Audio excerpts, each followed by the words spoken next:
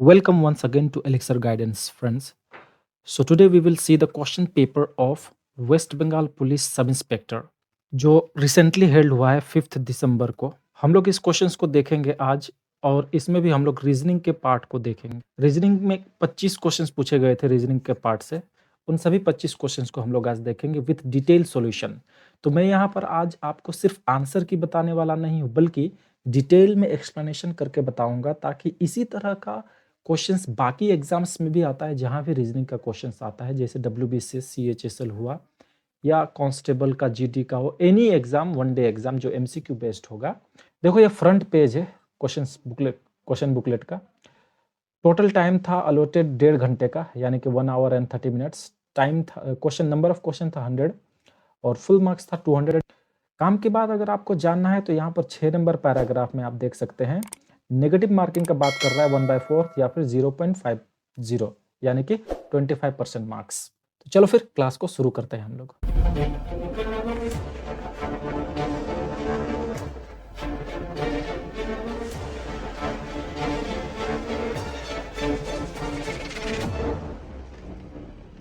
पर एक number series दिया गया है 12, 25, 37 एंड 49। तो ये क्वेश्चन मार्क की जगह में क्या होगा? देखो दोस्तों, आप 12 को रिलेट करो 37 के साथ, तो 37 और 12 में डिफरेंस कितना का है? तो आप ध्यान से देखोगे तो पता चल जाएगा 25 का डिफरेंस है। Exactly in the same way 25 को रिलेट करो आप 49 से, तो डिफरेंस को आप पता करो तो 24 का है। Exactly in the same way 37 का डिफरेंस होगा जो हमारा आंसर के साथ में।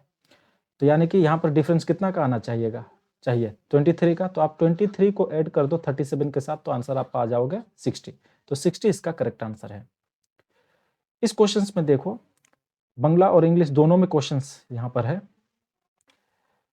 जीज फादर इज एक्स सन, यानी कि जी का पिता एक्स का बेटा है। तो अगर हम लोग यहाँ पर जी मान लेते हैं तो इसका जो पिता होगा, जैसे कि यहाँ पर इसका पिता ये होगा, तो इसका जो भी पिता होगा, पिता के लिए हम लोग मेल के लिए प्लस डिनोट करेंगे जेंडर, और फीमेल के लिए माइनस। तो जी का पिता एक्स का बेटा है, यानी कि इसका पिता एक्स है, इसका मतलब है ना, एक्स का बेटा है। अब आगे बढ़ते हैं। P इज जीज अंकल, यानी P कौन है? जी का अंकल है। अब जी का अंकल कौन होगा? अंकल किसको कहते हैं? यानी कि चाचा या काका।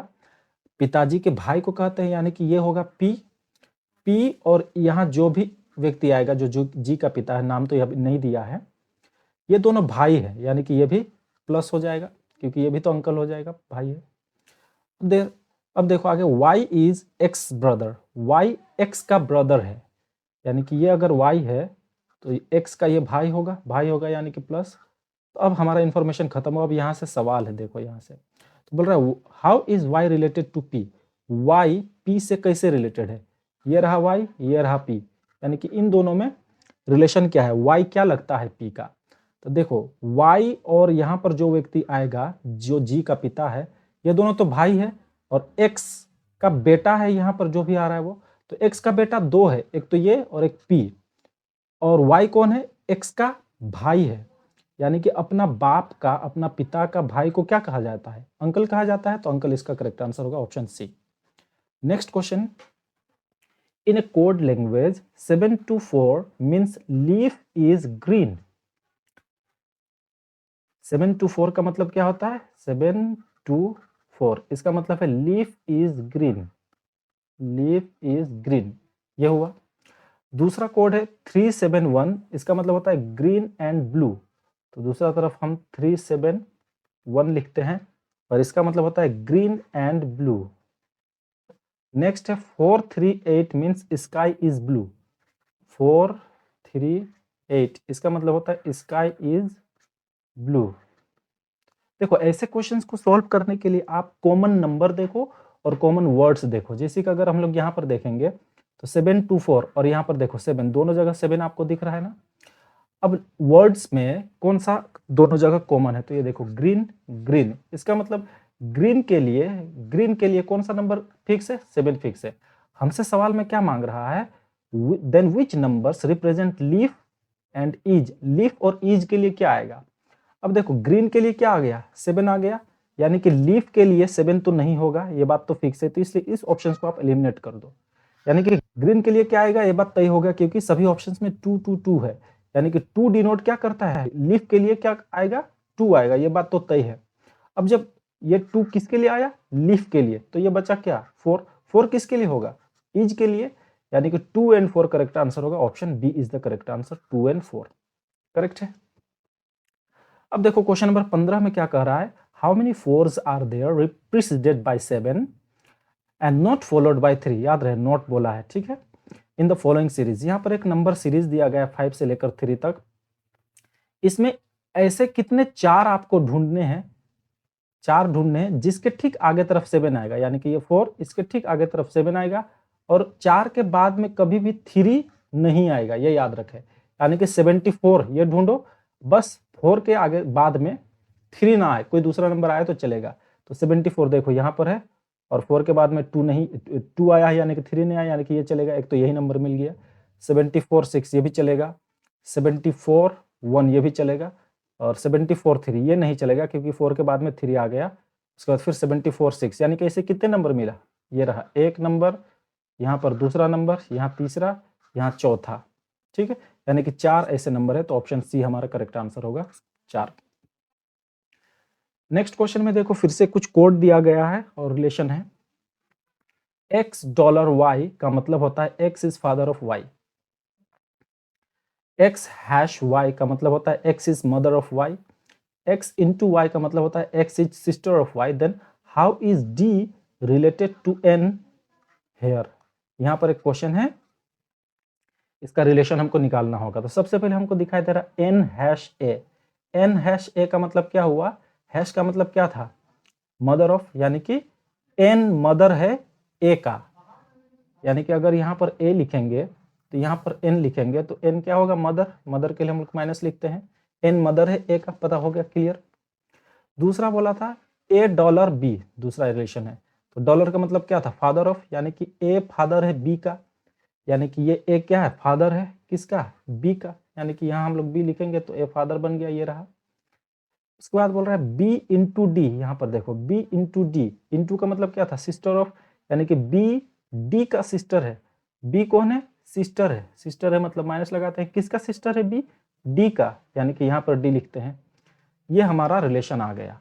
अब सवाल क्या बोल रहा है, d n से कैसे रिलेटेड है, तो n यहाँ पर है और d यहाँ पर है, तो d कैसे रिलेशन है, क्या रिलेशन है d का n से, तो देखो d का बहन है b और a b का पिता है, यानी d का भी पिता हुआ, तो d का पिता हुआ a और a का माँ है n, यानी d का दादी जी हुआ ये, तो d क्या हुआ, d तो या तो ग्रैंड डॉटर हुआ या फिर ग्रैंड सन हुआ। क्यों ग्रैंड डॉटर है, ग्रैंड सन होगा, क्योंकि इसका जेंडर हमें मालूम नहीं है, यानी कि डी फीमेल है या मेल है, इसका सेक्स अभी तक क्लियर नहीं है, डिटरमाइन नहीं कर पाएंगे हम लोग, इसलिए ऑप्शन में ग्रैंड सन भी है, ग्रैंड डॉटर भी है, तो करेक्ट आंसर हमारा होगा option A, can not be determined, यानी कि निर्णय करा संभव नहीं, क्योंकि इसका सेक्स अभी तक डिटरमाइन नहीं हो पा रहा है कि ये फीमेल है, अगर ये फीमेल होता तब तो ग्रैंड डॉटर, मेल होता तब ग्रैंड सन, तो ऑप्शन ए करेक्ट आंसर होगा। अब देखो यहाँ पर बोल रहा है कि एक वर्ड दिया गया है न्यूक्लियर, इसको वाटर इमेज में देखने पर कैसा दिखेगा, तो वाटर इमेज में याद रहे, वाटर इमेज में जब भी कोई चीज को देखा जाता है, वाटर इमेज उसका जो बनता है वो चेंज हो जाता है, आपको टॉप और बॉटम इंटरचेंज हो जाता है, ये याद रखोगे, जिस तरह से हॉराइजॉन्टल मिरर इमेज का सेम वाटर इमेज जैसा ही बनता है, यानी कि लेफ्ट राइट तो सेम होगा लेकिन टॉप और बॉटम उलट फेर हो जाएगा, तो न्यूक्लियर है, तो यहाँ पर लिख लेते हैं न्यूक्लियर, NuClear,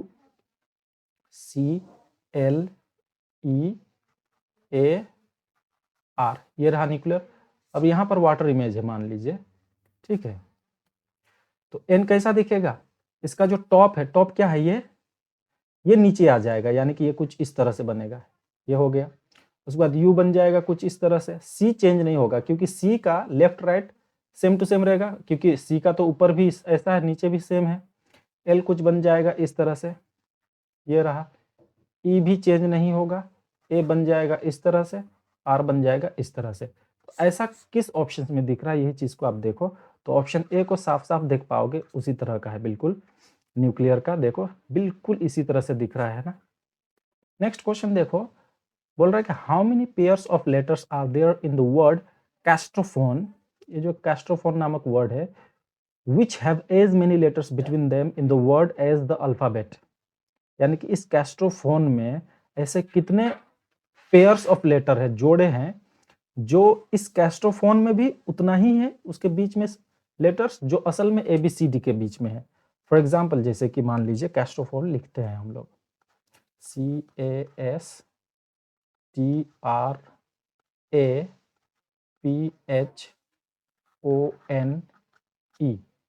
ठीक, अब क्या करो, ऐसे क्वेश्चंस को बनाना है तो सी से आप डायरेक्टली पढ़ते जाओ कंटिन्यूअसली, जैसे रेगुलर ABCD पढ़ते हैं, और जहां पर मैच कर जाएगा वो एक जोड़ा बन जाएगा। तो सी के बाद क्या आना चाहिए, DEFGHIJKLM, कहीं भी कोई मैच नहीं किया। उसी तरह ए से पढ़ते जाओ, BCDEFGHIJ, ये भी नहीं हुआ। अब यहाँ पर देखो ST, ये मैच हुआ है, यानी कि ये एक जोड़ा बनेगा, ये एक जोड़ा हुआ। एस के बाद में टी आता है, उसके बाद STUVWXYZA, नहीं हुआ मैच। अब टी से तो चेक, टी के भी चेक हो ही गया। टी के बाद देख ही रहे हो, टी के बाद क्या आना चाहिए, UVW, कोई है ही नहीं इधर। तो अब आर को अब डायरेक्ट चेक करो, STUVWX, नहीं हुआ। फिर ए से चेक करो, BCDEF, ये भी नहीं हुआ। इस तरह से चेक करो, इसी तरह से आप चेक करते जाओ। चेक करने के बाद जो मैच वाला मिलेगा वो उसको एक जोड़ा बना लेंगे, ठीक है। तो इस तरह से आप चेक करते जाना। अब मैं रिवर्स चेक कर रहा हूँ, तो यहाँ है ई के बाद क्या आना चाहिए, F, तो FGH, ये रहा, मैच कर गया। कौन कौन सा जोड़ा बना, H और E का एक जोड़ा बना, तो यहाँ पर ये 2 नंबर जोड़ा होगा। फिर से आगे पढ़ते जाओ, IJKLMNO, नहीं हुआ। फिर N से पढ़ो, NO, ये भी एक जोड़ा बन गया, तो ये तीसरा हुआ। NO, PQRST, ये भी एक जोड़ा बना है, यानी कि T और N का एक जोड़ा बना, T और N का, तो ये चौथा जोड़ा बना। इसके बाद इधर नहीं मैच करेगा। अब पढ़ते हैं O से, OPQRST, ये जो O से T का भी बना, ठीक है, ये भी एक जोड़ा बना, यानी कि 5 हो गया जोड़ा। अब आते हैं T तो हो गया। अब N से चेक, H से चेक करो, HIJKLMNO, नहीं हुआ। फिर P से चेक करो, PQRAJ, P और R के बीच में भी तो एक जोड़ा बन रहा है ना, यानी कि 6 जोड़ा। अब और देखते जाओ तो मिल जाएगा आपको। तो टोटल यहाँ पर 6 जोड़े ही मिलेंगे, तो ऑप्शन ए इसका करेक्ट आंसर होगा, 6, ठीक है। नेक्स्ट क्वेश्चन देखो, if the bottom two, if number 2 is in bottom, then which number is on top on the dice। ये एक डाइस है लूडो गोटी जैसा, ठीक है। तो बोल रहा है कि अगर 2 नीचे आएगा तो ऊपर में क्या आएगा। देखो ऐसे क्वेश्चन को बनाना है तो पहले यहाँ पर 2 है दिया है, तो दोनों में से या तीनों में से कौन कॉमन है ये देखना है। तो 2 में से कॉमन हमको मिल रहा है, देखो 6 दोनों जगह है। तो इसके बाद में आप क्लॉकवाइज डायरेक्शन में, इस तरह डायरेक्शन में इसको लिखो, जैसे कि यहाँ पर 6 को पहले लिखोगे, 6 मैच किया है ना, 6 लिखा, उसके बाद 4 लिखोगे, उसके बाद 1 लिखोगे, उसके बाद फिर यहाँ से शुरू करोगे, 6 के नीचे 6 आया, फिर 3 लिखोगे, उसके बाद 5 लिखोगे। इसका मतलब क्या हुआ, 4 के नीचे आएगा 3 या 3 के ऊपर में 4, और ए का ऑपोजिट में रहेगा 5। इसका मतलब 6 का ऑपोजिट में क्या रहना चाहिए, 6 तो नहीं रहना चाहिए।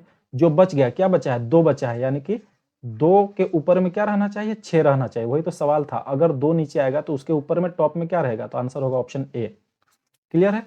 इस वाले को तो जरूरत भी नहीं पड़ा यूज करने का, कभी कभी नहीं निकलने से उसको भी जरूरत पड़ता यूज करने का। अब यहाँ पर एक सवाल देखो, Mohini is taller than Nita. यहाँ पर हम लोग मोहिनी लिखते हैं, ये टॉलर है, ये ग्रेटर देन का साइन लगा देते हैं। नीता से मोहिनी लंबी है, बना दिया हम लोग। बट नॉट शॉर्टर देन सरिता, लेकिन सरिता से छोटी नहीं है, यानी कि मोहिनी के बारे में ही बात हो रहा है। मोहिनी नीता से तो लंबी है, लेकिन सरिता से छोटी नहीं है। अच्छा, सरिता से छोटी नहीं का 2 मतलब हो सकता है, या तो वो सरिता से लंबी है, या फिर सरिता जितना ही लंबी है, यानी कि बराबर है। तो ये हमें यहाँ पर ये कह सकते हैं, यानी कि मोहिनी इज ग्रेटर देन और इक्वल टू सरिता, ये कहा जा सकता है। नेक्स्ट देखो, Sarita and Malini are of the same height. अब बोल रहा है कि सरिता और मालिनी इक्वल है, बराबर है। मालिनी पूरे लिखेंगे क्योंकि M फॉर हम लोग मोहिनी मान चुका है। ये एक निकल गया। अब ये तो तीनों या तो बराबर है या फिर मोहिनी बड़ी है इसमें से। अब बोल रहा है Mohini is shorter than Hema. अब मोहिनी हेमा से छोटी है, यानी कि हेमा सबसे बड़ी हो गया यहाँ पर। तो अब सवाल क्या बोल रहा है, अमंग देम, उन लोगों में, हु इज सेकंड टॉलेस्ट। याद रहे सेकंड टॉलेस्ट पूछ रहा है। हु इज सेकंड टॉलेस्ट यानी कि दूसरे नंबर का सबसे बड़ी महिला वहां पर कौन है। तो सबसे बड़ी महिला तो ये है H। दूसरे नंबर का क्या हो सकता है, या तो मोहिनी हो सकता है, या फिर क्योंकि मोहिनी तो या बराबर भी है ना सरिता का, या मालिनी का भी अब तो बराबर हो चुका है। तो सरिता और मोहिनी या फिर मलिना, ये तीनों में से कोई भी हो सकता है सेकंड में लंबी। तो इसलिए इसका भी आंसर मेरे ख्याल से तो कैन नॉट बी डिटरमाइन होना चाहिए। ये बात तय नहीं हो रहा है यहाँ पर। ये वाला सेंटेंस ना इस बात को कैंसिल कर रहा है कि मोहिनी लंबी है बोल के। ठीक है, नेक्स्ट क्वेश्चन देखो। If 27 September is a year, if 27 September in a year is Saturday, अगर कोई साल का 27 तारीख सितंबर महीना का सैटरडे है, तो फिर उसी साल का 27 अक्टूबर कौन सा दिन होगा, ये सवाल है। तो देखो पूरा एक महीना का बाद का तारीख पूछा जा रहा है ना, और साल वही है। और सितंबर महीना कौन कितना दिन का होता है मालूम है, 30 बार होता है, 30 दिन का होता है। तो आप सीधा 30 दिन में कितना ओड डेज होता है ये निकाल लो। तो 30 दिन में ओड डेज हमको मिल जाएगा। ठीक है, कितना मिल जाएगा 30 दिन में, 7 चौके 28, यानी कि 2 ओड डेज निकलेगा। तो आप 2 ऐड कर दो किस में, सैटरडे में। तो सैटरडे के बाद क्या आएगा, संडे आएगा। संडे के बाद क्या आएगा, मंडे आएगा। तो मंडे हमारा करेक्ट आंसर होगा ऑप्शन सी, सोमवार। अब इस क्वेश्चंस में देखो, fill in the blank with appropriate set of letters. यहाँ पर एक सीरीज है, लेटर्स का सेट है। इसमें कुछ जगह ब्लैंक दिया गया है, तो गिवन ऑप्शंस में आपको फिलअप करना है कि इस ब्लैंक में क्या होगा। देखो ऐसे जो भी सेट रहेगा लेटर्स का, इसको आपको बनाना है तो इसको आपको ग्रुप में बांट दो। कोशिश करना है इक्वल ग्रुप में बांटने के लिए। तो यहाँ पर कितने लेटर से पहले ये पता करते हैं। तो टोटल ना यहाँ पर 20 लेटर्स है। 20 लेटर्स को 10-10 का ग्रुप में बांट दो। तो 1 2 3 4 5 6 7 8 9 10, यहाँ पर 10 बन गया, इस जगह में 10, और इधर भी 10 है, इधर भी 10 है। तो इसके बाद आप ऑप्शन डी को बिठा के देखो तो एक्यूरेट मैच हो जाएगा, एक सीरीज बन जाएगा। यहाँ पर क्या आएगा, यहाँ पर ए से शुरुआत है तो यहाँ पर आ गया ए, उसके बाद यहाँ पर आ गया सी, यहाँ पर आ गया बी, यहाँ पर आ गया डी, यहाँ पर आ गया बी, और यहाँ पर आ गया ए। इसके बाद आप पढ़ो इसको तो देखो डबल ए सी, उसके बाद इधर से पढ़ना है, रिवर्स हो गया ये, डबल ए सी। उसके बाद यहाँ देखो बी सी ए, फिर देखो बी सी ए, फिर यहाँ पढ़ो बी डी ए बी, यहाँ देखो बी डी ए बी, एक मैच कर रहा है, एक सीरीज बनाना, एक तरह का मिरर इमेज जैसे, एग्जैक्ट मिरर इमेज तो नहीं कहेंगे हम लोग, तो एक सीरीज बना, एक लॉजिक भी लगा है। तो ऑप्शन डी इसका करेक्ट आंसर होगा।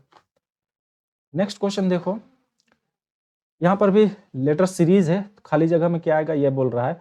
देखो सी से ई तक पहुंचने में कितना जोड़ना होगा, +2।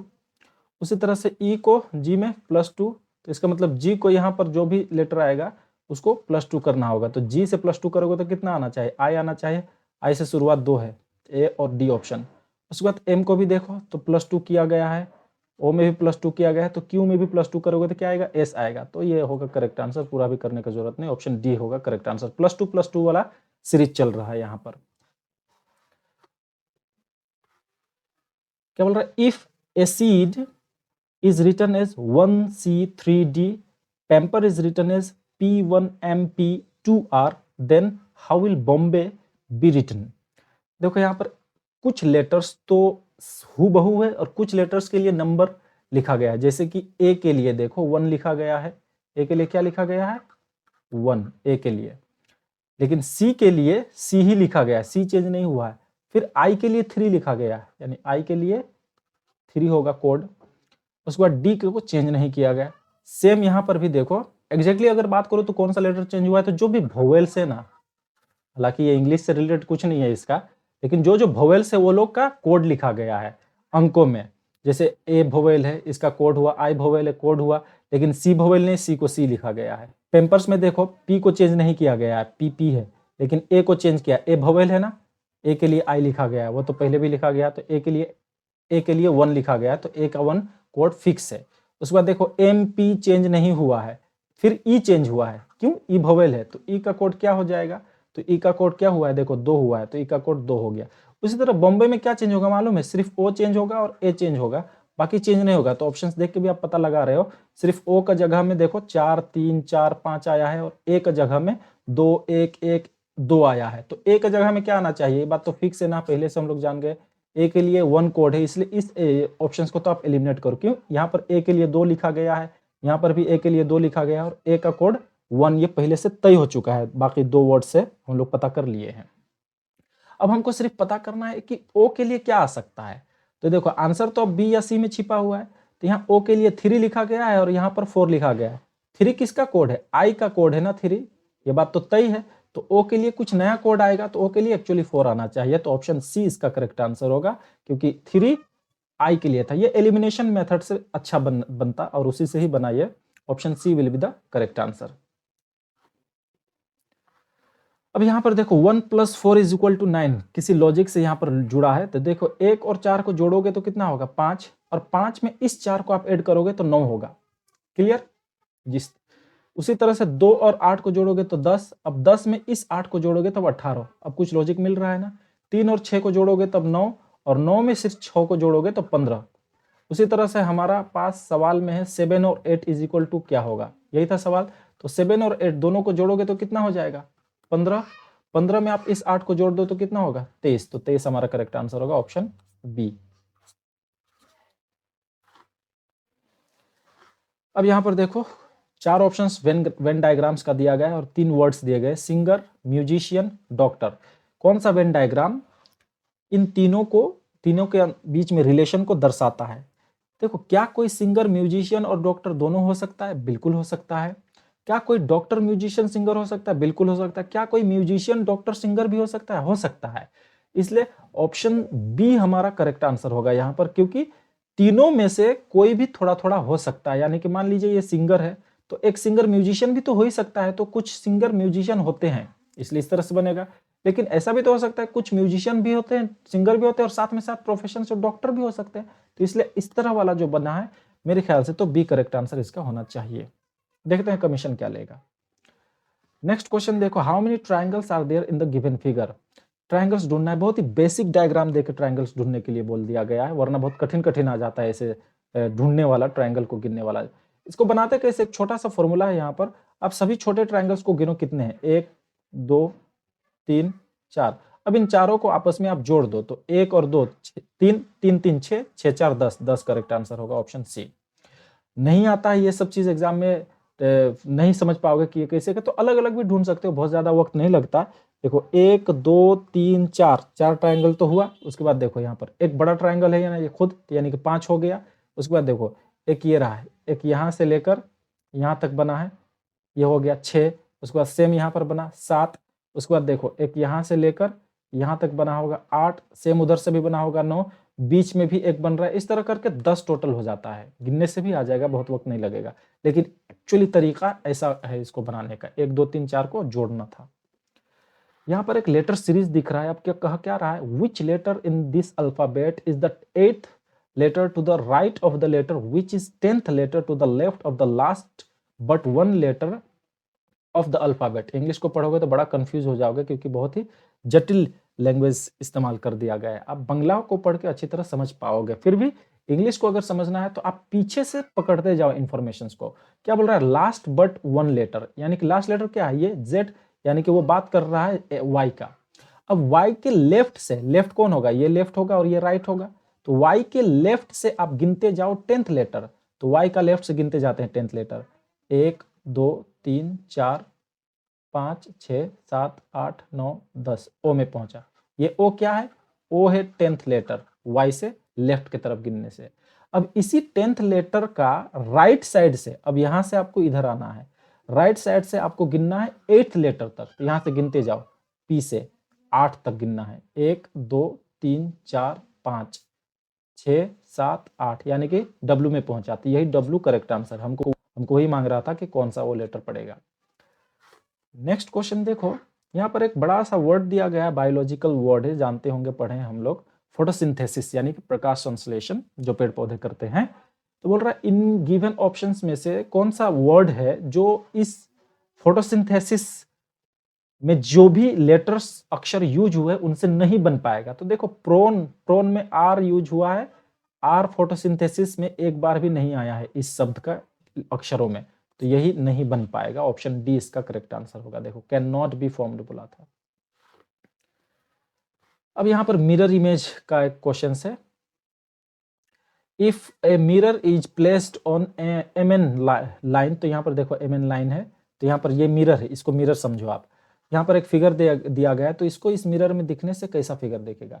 देखो जब भी मिरर इमेज होगा ना, तो टॉप और बॉटम चेंज नहीं होता है, लेकिन लेफ्ट और राइट उसका इंटरचेंज हो जाता है, आपस में परिवर्तन हो जाता है। ठीक है, तो जो लेफ्ट होगा वो राइट बन जाएगा, जो राइट होगा वो लेफ्ट बन जाएगा, और टॉप और बॉटम चेंज नहीं होगा। तो यहाँ पर देखो सबसे पहले हम लोग इस वाले रॉड का बात कर रहा है, ये वाला जो लाइन है, तीर का जो यहाँ निशान है, तो ये जो तीर का निशान नीचे है, ठीक है, और ये राइट साइड में है, ये राइट होता है और ये लेफ्ट होता है, तो ये चला जाएगा लेफ्ट में लेकिन नीचे रहेगा। तो यानी कि ये कुछ इस तरह से इमेज बनेगा, ये होगा और यहाँ पर इस तरह से ये बना, यानी कि ये वाला पोर्शन ये है और यहाँ बन जाएगा वो तीर, ये पोर्शन ये है। क्लियर, इस तरह वाला जो है तीर वही हमारा करेक्ट आंसर होगा। तो देखो ये तो नहीं होगा। उसके बाद आते हैं यहाँ पर देखो दो रॉड है इस तरह करके, दो रॉड में ये वाला गोल वाला रॉड पहले वाला बनेगा, तो ये जब बनेगा तो वो इस तरह से बनेगा, क्योंकि लेफ्ट राइट चेंज होगा और वो गोल गोल ऊपर ही रहेगा, यानी कि इस तरह से वो रॉड है मान लो, तो यहाँ पर वो गोल बना और यहाँ पर ये वाला डायग्राम बना है। ठीक है, उसके बाद नीचे फिर आएगा इस तरह से और यहाँ पर इस तरह से बनेगा, इस तरह से यहाँ बना और यहाँ पर गोल बन जाएगा। तो इस तरह से दिख कौन रहा है, तो आपको साफ साफ दिखेगा ऑप्शन ए में यही चीज तो है, तो करेक्ट आंसर होगा ऑप्शन ए। अब यहाँ पर देखो मैथमेटिकल साइंस को चेंज करके कुछ इक्वेशन दिया गया है। If plus means into multiply and division means subtraction and multiply means plus, तो फिर इसको सिंप्लीफाई करने का लिए बोला गया है, इसको सरल करना है।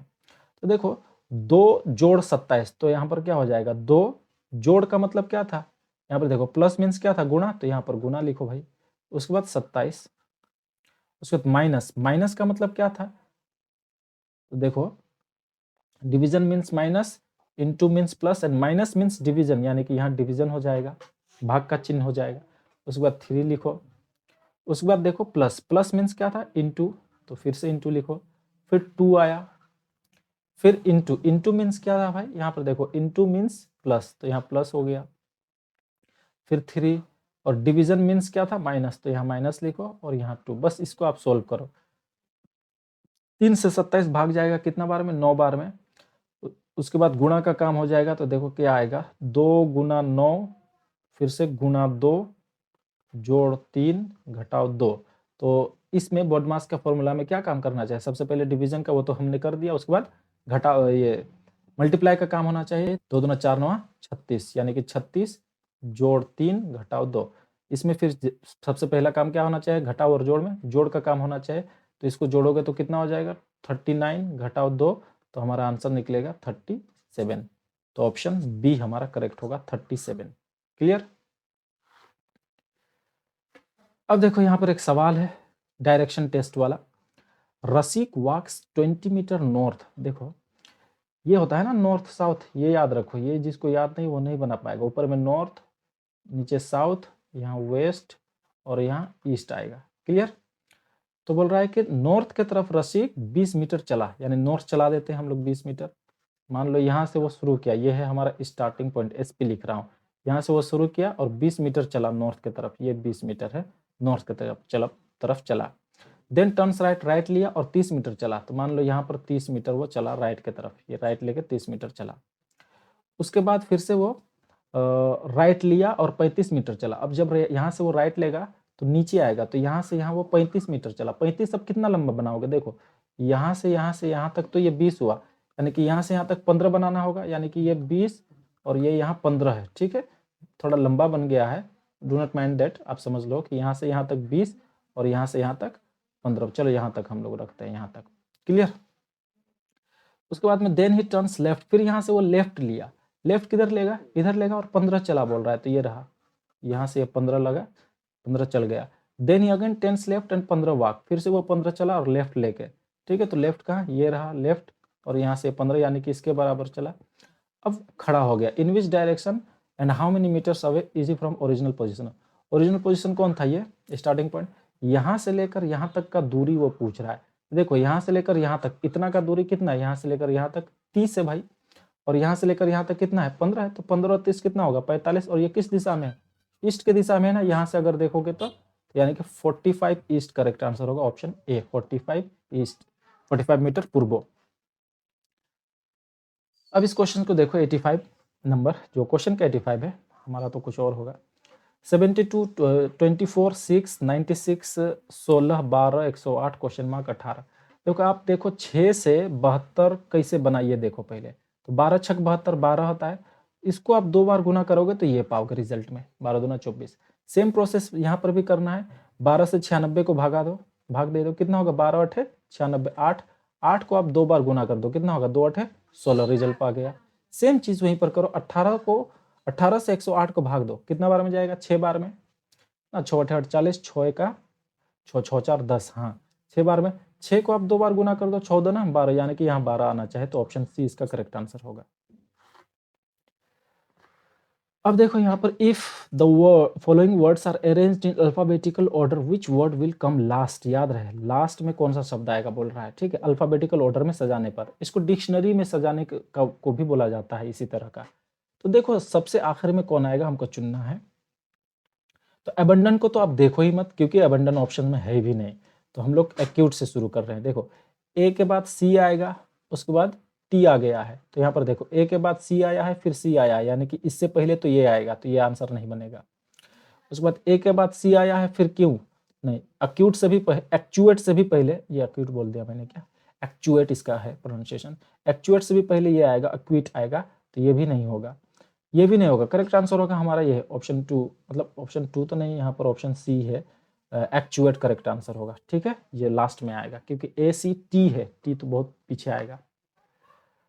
अब यहाँ पर देखो 6 friends namely A B C D E F are sitting on a bench, एक बेंच पर बैठे हैं, तो 6 दोस्त बना देते हैं हम लोग, 1 2 3 4 5 6, यहाँ पर 6 दोस्त है, A B C D E F, E and F are sitting in the middle, middle में कौन होगा भाई, इधर 2 और इधर 2, ये मिडिल होगा, तो यहाँ पर बैठा है ई और एफ बैठा है, लेकिन जरूरी थोड़ी यहाँ पर ई बैठा है और यहाँ पर भी तो ऐसा भी तो हो सकता है, यहाँ एफ बैठे है और यहाँ ई बैठे, ये भी तो संभव है, और यहाँ 2 जगह अभी भी खाली है, मिडिल ये भी तो हुआ, 2 केस बना, एक ये केस और ये केस बना है। अब देखो वहां क्या कर रहा है, क्या इंफॉर्मेशन है, A and B are sitting in the farthest corner, यानी कि ए और बी एकदम फारदेस्ट कॉर्नर में बैठा है, तो फारदेस्ट कॉर्नर क्या कहलाएगा, ये और ये फारदेस्ट कॉर्नर होगा एकदम अंतिम छोर। तो अगर यहाँ पर ए बैठा, जरूरी थोड़ी यहाँ पर ए बैठा होगा, तो बी यहाँ बैठा होगा, लेकिन ए यहाँ भी तो बैठ सकता है और बी यहाँ बैठ सकता है, क्लियर। अब बात कह कर रहा है कि if C is sitting just left to A, C कहाँ बैठा है, लेफ्ट टू ए, तो ए का लेफ्ट में इधर तो जगह ही नहीं है, यानी कि ये वाला तो आप चेक ही मत करो, यहाँ पर ए का लेफ्ट में ये बैठा सकता है हम लोग सी को, अब तो एक ही जगह बच गया है, डी बैठेगा वहां पर। अब हमसे पूछ क्या रहा है, who is sitting just right to B, B का राइट में कौन बैठा है, तो ये बी है, बी का राइट में ये बैठा है, तो डी हमारा करेक्ट आंसर होगा। अब देखो यहाँ पर एक सवाल उजागर हो सकता है, मन में आ सकता है कि बी का राइट यही है, ये बात कैसे पता चला, हो सकता है बी का मुख इधर हो, तो अगर बी का मुख इधर है तो बी का राइट तो उस वक्त ये हो जाएगा, इधर हो जाएगा ना। देखो यहाँ पर ए बी सी डी जो बेंच में बैठे हैं ना, ये लोग अपना मुख किस दिशा में किया हुआ है, किस ओर देख रहा है, ये बात सवाल में कहीं भी मेंशन नहीं है, और जब भी मेंशन नहीं होगा तो आप अपने आप मान लो कि सभी नॉर्थ की दिशा में देख रहा है, ऐसा मान के चलो, जब तक वो डायरेक्शन मेंशन नहीं कर देता है, और नॉर्थ की तरफ जब देख रहा होगा तो बी का राइट तो यही होगा, है ना। अब इस क्वेश्चन को देखो, father is 3 times as old as his son, यानी कि पिताजी बेटे से 3 गुना ज्यादा है उसका उम्र। ये क्वेश्चन एक्चुअली अरिथमेटिक का है, एज निकालने वाला, लेकिन रीजनिंग में भी पूछता है इस बात को, तो 25 क्वेश्चंस इसी को मिला के ही हो रहा था, तो इसलिए मैंने इसको रीजनिंग के पोर्शन में भी लगा दिया है, ठीक है। देखो दो है लोग, एक फादर और एक सन का एज का बात हो रहा है। तो पिताजी का एज बेटे के एज से 3 गुना है, यानी कि अगर ये बेटे का एज 1 है मान लो, तो पिताजी का एज कितना होगा? 3 गुना, 3 होगा, यानी कि क्लियर। आफ्टर 12 ईयर्स, और ये कौन सा एज का बात हो रहा था बोलो तो? ये प्रेजेंट एज है, बोला तो नहीं है, हमको मान के चल लेना होगा कि ये प्रेजेंट का ही बात कर रहा है, क्योंकि आफ्टर 12 ईयर्स अब आ रहा है। 12 साल बाद उन लोगों का एज क्या कैसा हो गया? हिज एज, यानी हिज माने पिताजी का बारे में बात हो रहा है। पिताजी का age twice as that of the age of his son, यानी कि बेटे के एज से 2 गुना हो गया 12 साल बाद। तो यानी कि अब 2 और 1 ये हुआ 2 गुना, लेकिन यहाँ से यहाँ तक पहुँचने में 12 साल लगा है। लेकिन हकीकत में कितना साल लगा है? जब पिताजी को 12 साल लगा तो 12 साल सन को भी लगा होना, तो सन को तो यहाँ से यहाँ तक आने में कुछ भी नहीं लगा, और यहाँ से यहाँ तक आने में कम से कम रेशियो में तो 1 लगा है, 3 से 2 होने में। कम हुआ है एक्चुअली में तो, और दिखने में तो रेशियो में कम या ज़्यादा से मतलब नहीं है। तो देखो यहाँ पर दरअसल मामला यहाँ पर क्या है, दोनों का डिफरेंस को हमें इक्वल करना है। इक्वल कैसे किया जाएगा? इन दोनों के डिफरेंस को एक दूसरे से गुणा करो। जैसे 3 और 1 का डिफरेंस कितना है? 2, तो इस 2 को आप गुना करो इस रेशियो से, और 1 और 2 में कितना का डिफरेंस है? 1 का, तो उससे गुना करो आप इस वाले पोर्शन को। तो इस तरह से हम लोग नया क्या पा जाएंगे? प्रेजेंट एज पाएंगे हम लोग का, प्रेजेंट एज नया पा जाएंगे। 1 से 3 को गुना करने से 3 हुआ अनुपात, 1 को 1 करने से 1 हुआ। ये अभी भी फादर है और ये सन है, इस साइड में लिख रहा हूँ। 2 से इसको करेंगे तो 4, और ये 2 से इसको करेंगे तो 1। अब देखो यहाँ डिफरेंस कितना का है? 1 का, और यहाँ डिफरेंस कितना का है? यहाँ भी 1 का। और 3 से 4 बनने में कितना समय लगा है? 12 साल लगा है, यानी कि 1 का मतलब रेशियो का 1 का मतलब हकीकत में साल 12 है, 12 ईयर्स है। तो हमसे पूछ क्या रहा है? What is the present age of son? Son का प्रेजेंट एज क्या है? ये रहा 1, तो 1 का मतलब ही तो पता चल चुका है 12, तो 12 इसका करेक्ट आंसर होगा, option B is the right answer. So thank you very much. अगर आपको वीडियो अच्छा लगे please do subscribe, like, share and comment. मैं इसी तरह का एसआई का है क्वेश्चन पेपर को डिटेल में एक्सप्लेनेशन करूंगा, इसी तरह का मैथमेटिक्स का भी पोर्शंस को, मैथ का भी पोर्शंस को, और जीके का भी पोर्शंस को डिटेल में सॉल्यूशन करेगा। So stay tune to my channel for further video. Take care of yourself. Tata, bye bye.